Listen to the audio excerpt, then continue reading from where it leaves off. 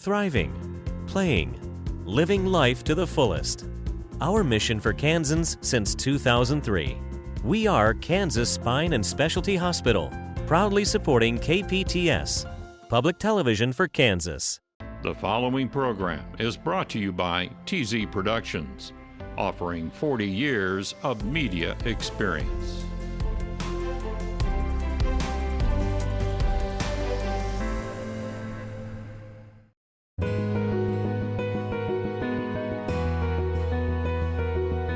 These stories are like old friends. Their lives radiate from the screen like prophets of the past.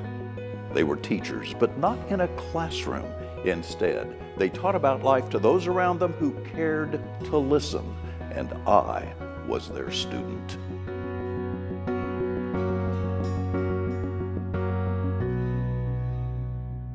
Hi, everybody. Thanks for joining us this time. It is great to have you with us.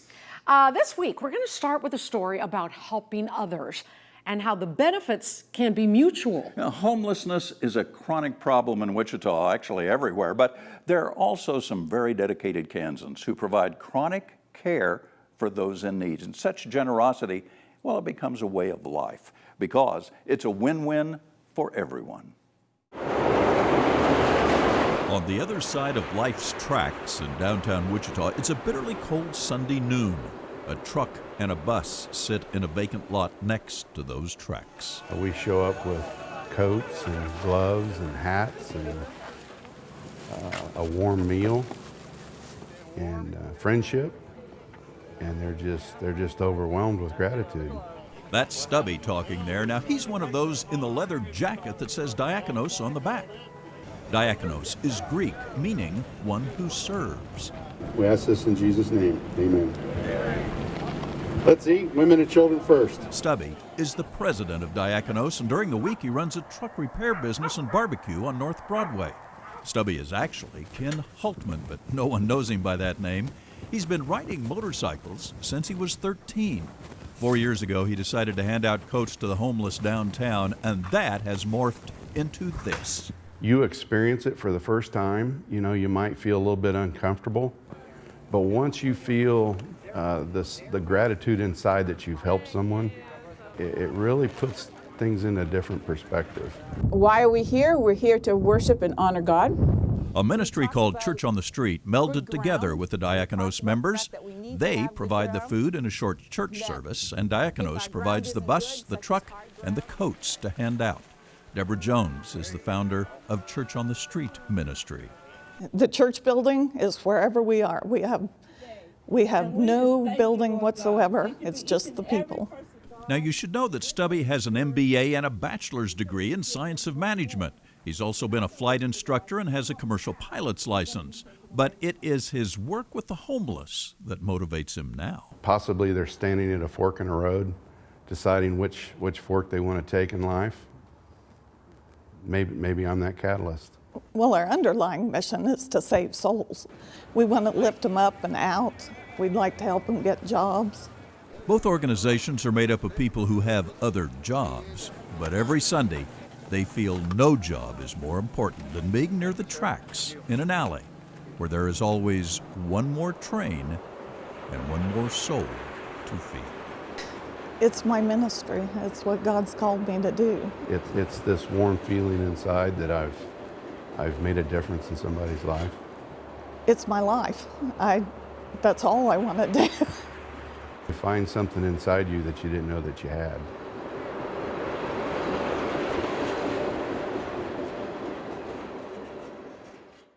Seven years later, Stubby and Company are still at it, ministering to the homeless. Now, if you'd like to find out how you can join the effort, look for the link on the Hatteberg's People page at kpts.org. Wonderful work. Now to some other devoted people engaged in a noble cause. Their mission is to preserve history and help Kansans learn about their storied past. Yeah, for Valerie and Mike Brunhober, it's a labor of love and an appreciation for days gone by, and that is what keeps them going. We do like the country life. It's rural, but Valerie and Mike Brunhober don't care. It's home, it's history, and it's the lifestyle that they say puts them closer to God and their family. The house on the hill, out in the country, seems to be an American dream in a lot of ways. It is the dream, but it's not easy, and that's because this house, guarded by a puppy, was built in 1888 and then gently moved to the Brunhobers' land so it could be restored. There's a range of, oh wow, that's neat, to, boy, you guys are crazy. Once I looked at it, I fell in love, and we just had to find a way to get it home.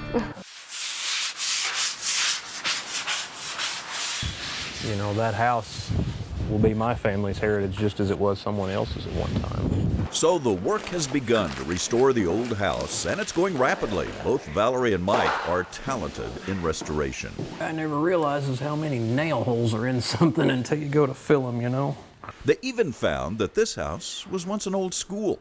And sure enough, I find a blackboard with the remnants of chalk writing on it.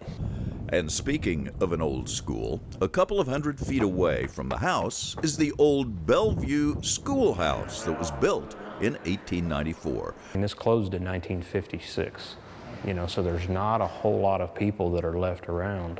The Brunhobers also restored it and use it for tour groups and family gatherings. You can look at it as overwhelming, or you can look at it as that's an accomplishment to be proud of and share it with others. And they do. The school is open by appointment to groups and families who want to visit. And like the house they moved, this school came to their property the same way. Nothing is easy when you're restoring history, but the Brunhobers don't see it as work. That's evidenced. Our whole property here is more or less history. You're standing just off the Chisholm Trail where we're at right now.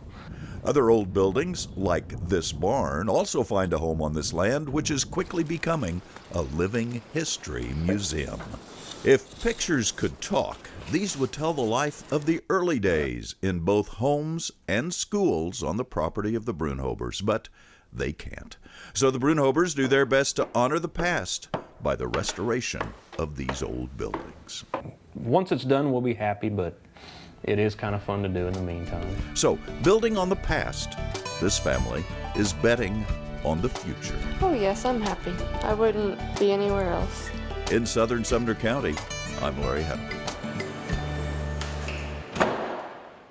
Now that was 2014, and the Brunholders have now completed their home restoration and have 2 authentic one-room schoolhouses. It's amazing. I love They enjoy showing them off, and you can contact them in advance for a tour. They would love to meet you and love to give it. You can follow them on the Hatteberg's People page at kpts.org. Kansas history is fascinating, and I'm glad that couple believes it to be true as And well. they are into it, and they know how important it is to save the past, and they're doing a great job. All right, this next story takes us north, where a group of ladies decided their town needed a newspaper. Yeah, so they teamed up and they started one. Now, when I visited with them in 2013, they'd been at it for several years, and they were facing a collision with changing technology. It's beautiful. It has a corporate woods atmosphere. I think it tells the tale of our people. We care. It's only a block long, but downtown Solomon, Kansas feels more urban than rural.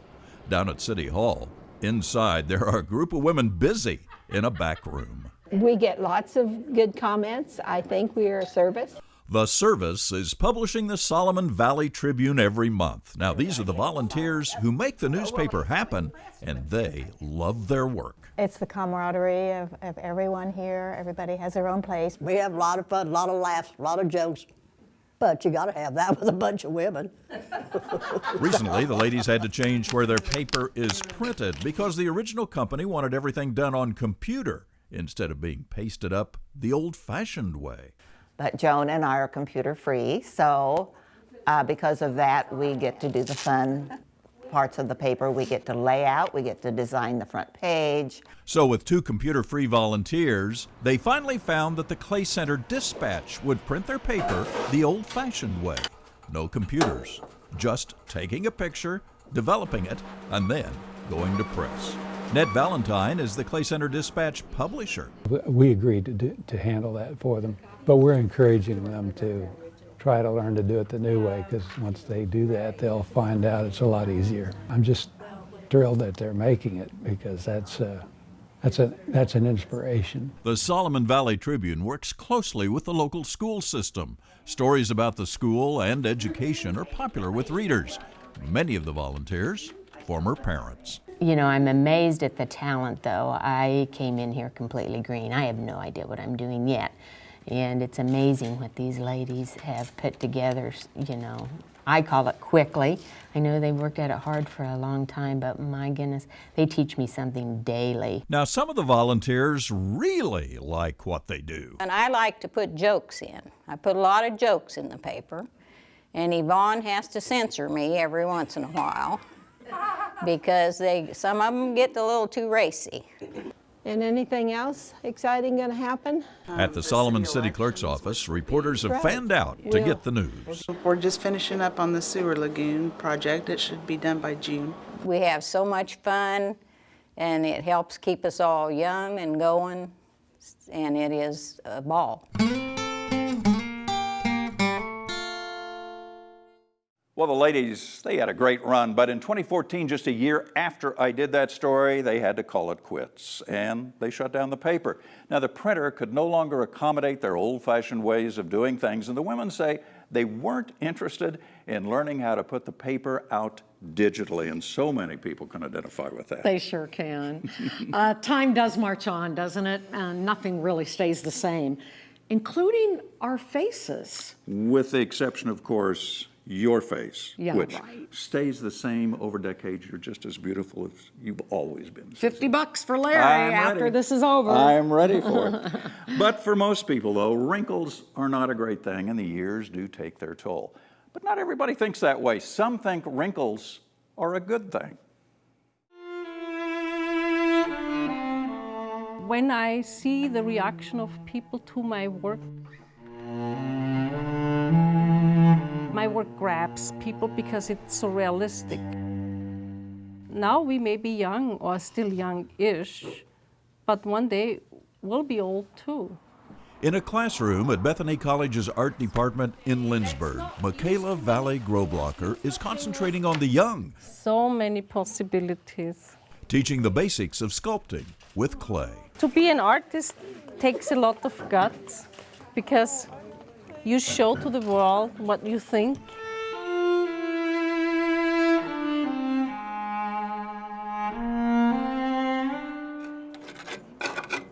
Michaela is chipping away, creating sculptures she calls noble souls.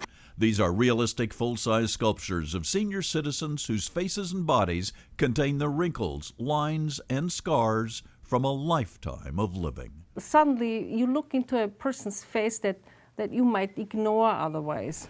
At the Bethany home in Lindsborg, that's where many of Michaela's models live. This yet-to-be-painted sculpture is of resident Lola Grubel. And I was having more wrinkles and more wrinkles and more wrinkles. I finally decided that's me.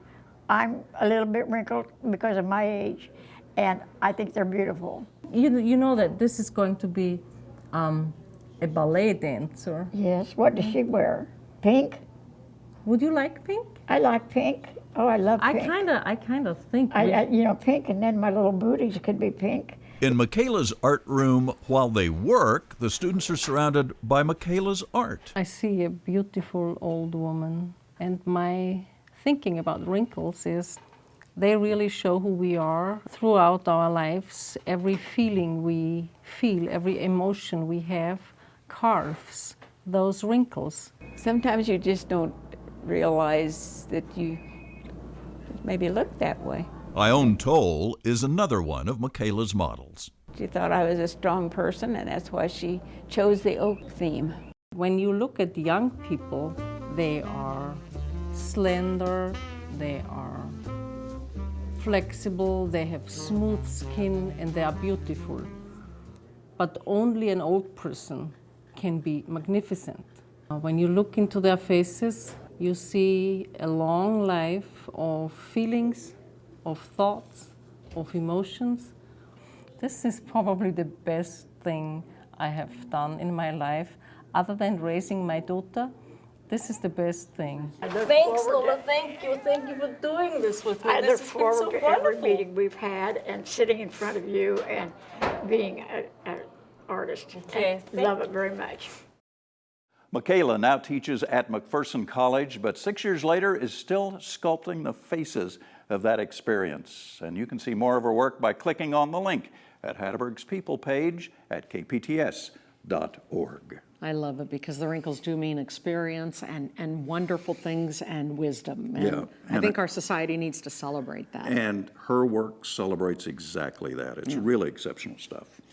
Well, you've heard the saying, home is where the heart is. We've all heard that, and well, for years, a Concordia woman's heart found a home in this historic mansion. Then she decided it was time to sell, and that's when I visited her. The year was 2004.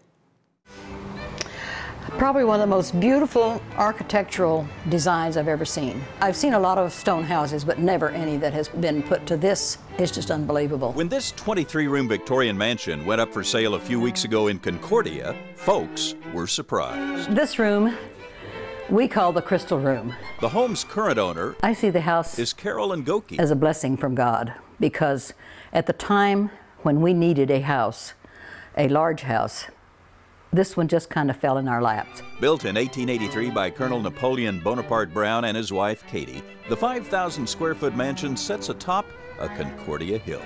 For Mrs. Goki, it's been home since '69. I've had a wonderful life living here. And it's here she raised 12 children and entertained hordes of grandchildren. Everybody thinks that I'll have a bucket of tears to shed, but I feel like that it has served its purpose as far as my family is concerned. Throughout the home, the original stained glass artwork stands, and some Masonic symbols line the windows throughout the house. This room is our living room. It's been a wonderful place for all of our gatherings and all of our things that need to be done, and it's just time for me to go on and go somewhere else and let someone else enjoy this lovely home. Near the entryway, a cherry wood staircase. It was brought over from Italy or Germany or somewhere, I don't know, but it was brought over from Europe. And at the base of the staircase, a gorgeous glass post light. Someone told us that one of the children that lived here before knocked this off on the floor, and one little tiny piece of this popped out, and it cost them $75 to replace it. Upstairs, much more room and 12-foot ceilings throughout. The chandelier here in the upstairs hallway is made out of Tiffany. They tell me that it cost $3,000 and it took them 3 years to get it shipped over here. Even some of the original furniture from Colonel Brown and his wife is located in one bedroom. It's time to move on. Now the old house needs some work, but its past history will be the foundation for the future. It was just a wonderful thing. And for whoever buys this house, some advice. Take care of it, love it, and enjoy it. Asking price, $200,000. Cost of memories for Carolyn Goki, priceless. Now, Carolyn did find a buyer, but then in 2017, sadly, she passed away. But the mansion still stands in its beautiful original state, well taken care of by the couple who now lives there. Love it. They're preserving history. They are. Very it's important. A good thing. Okay, now we're going to go to the fashion world, where a Wichita man has been helping Kansans look stylish for more than 40 years. Yes, he's become a Wichita institution. And here's the story I did in 1997 about this man and his passion for hats that blossomed into the city's truly iconic business. It's not always for the squeamish. It's for the person who's not really afraid to express themselves. Hatman Jack Kellogg knows all about hats, all about them. It's a trade, it's a craft, but it has verged on an art. It's a hat in progress, so I'll just shape it. Since 1976, Hatman Jack has been making a name for himself in the hat business. For every little opinion of what a person thinks they are, there's something in a hat that's going to express that to other people. In his shop, hat after hat, for head after head, each one a different personality. A French beret, 1920s newsboy. Glenn Ford, 1955. Hatman Jack, 1997. The Hat Man has some famous folks wearing his hats. The Doc on Dr. Quinn Medicine Woman, Charlie Daniels. And in the movie The Quick and the Dead, this menacing-looking gentleman is another satisfied customer. Barkeep, I want a bottle of champagne. Yes, sir. When it's right, they know it's right, and I know it's right. And hats were big in the 30s and 40s. Gangsters and G-men always wore them. But after World War II, their popularity started to fade. But today, it's on its way back. my number one referral of business in this business is from dermatologists who say that you must protect your skin from the dangerous ultraviolet rays. It's become a very big issue. With hats for all seasons and reasons, Hatman Jack can custom make your hat to your specific requirements. I get more people that come in and say, you know, I just don't look good in a hat. And of course, I accept that as a personal challenge. They say that the steam is supposed to be good for a person's complexion, but you know, I've never noticed any difference. As far as the shape, is the pull in the front about right? Yes, you got it fit right. Loy Anthony of Ulysses has been coming in for years. Jack made his current hat quite a while ago. This is a 10X beaver hat that I think I might have made, oh boy, it's been 4 or 5 years ago, hasn't it? And I think Loy came into me because he had a little trouble getting a hat to fit. How about we try it on, see how it feels? Do you mind? Still feel the same? Yeah. I make it a very personal voyage. Thank you, sir. We'll talk to you soon. Okay. This is an exclusive club. Across the U.S., there are only 15 other known hat makers. I'd say 90% of the time, I so look forward to coming to work. It's very much an obsession with me. Now, Jack says hats are a lot more popular now than they were in 1997, and he's since doubled the size of his store. And despite increased competition, and it's there, it's now the 3rd largest hat store in America. I didn't even know that. Unbelievable. Right here in Wichita. Unbelievable. And he prides himself in still offering the kind of old-fashioned service and expertise that you can't get from a website. Good for him. And plus, he loves what he does, going to work every day. How He cool. is so into it. It's just fun. Even if you don't want a hat, it's just fun to go in and talk to him. Go in there. Mm-hmm. Yeah. Also from the 90s, there's this story about a man named Gene Jacobs. He did a job in Harper that had to be done, and he did it with great honor and reflection.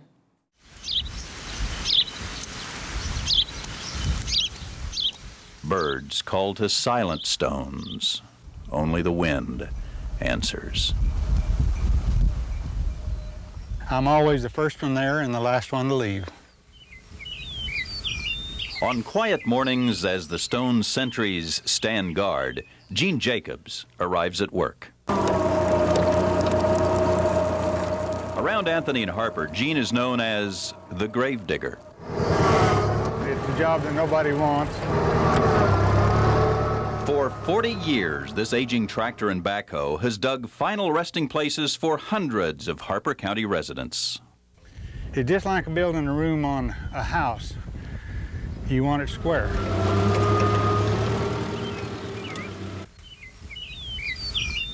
I'm building another room on God's mansion. Each and every cemetery, to me, is a portion of God's mansion. Ashes to ashes and dust to dust. That's what they're doing. They're just putting them in another room. He covers as many as 28 cemeteries in his work. After I work it down a little bit by hand, then I can reach a lot more of it with the machine. This one digs real easy. I'm not real religious. I have thought about when it comes my time to go. The place where I worship is the wide open spaces built by the hand of the Lord. In his truck, a booklet containing the names of those whose graves he's dug. I settle a lot of arguments. Somebody wondered when somebody died. And I said, well, just a minute, I can tell you. Despite its nature, Jacobs receives compliments for his work. He's good at it, and he makes sure each grave is perfectly sized. And I do that with my pick. It's 36 inches, and if the pick will go through without hitting, it's plenty big. And all I gotta do is get me out of here. God was meant for them to rest, so they are at rest. Now, Gene still had a lot of life left in him when I did that story in 1994. Well, he passed away in 2015 at age 91 after living a full and meaningful life. The gravedigger of Harper, Kansas. It's incredible, and it's a meaningful life. It's a meaningful life, very. We appreciate him. There are a lot of things that make small-town Kansas life special. And through the years, I've always enjoyed visiting these little mom-and-pop restaurants. Not only is the food great, but so are the people, as we all know. But in this case, it's Lila Wunderlich and a homey little cafe that are dear to the hearts of the people in this little Greenwood County town. It's just a homey place, and we try to keep it that way. And I like to cook too. I don't know how good it is, but they eat it. The food is wonderful. Tuesday and Saturday, Lila has fried chicken, and it's to die for. Yeah, I hope they keep it coming. Well, they probably will. In Piedmont, there are still a couple of churches left, a post office, and a school that is no more. It's just going away. But it's Lila's place that survives. Well, it looks like I better get up. Now, she's been here over 50 years, and her 80th birthday is just days away. It's home. The people's all family, just like one big happy family. Sometimes there's standing room only in here, and that's good, but it keeps you going. Sunday. Good old Hedgewood. We used to have a big old gas stove in here, and we about froze to death, had to wear long underwear to work. Time goes faster. When you're not busy, it's slow.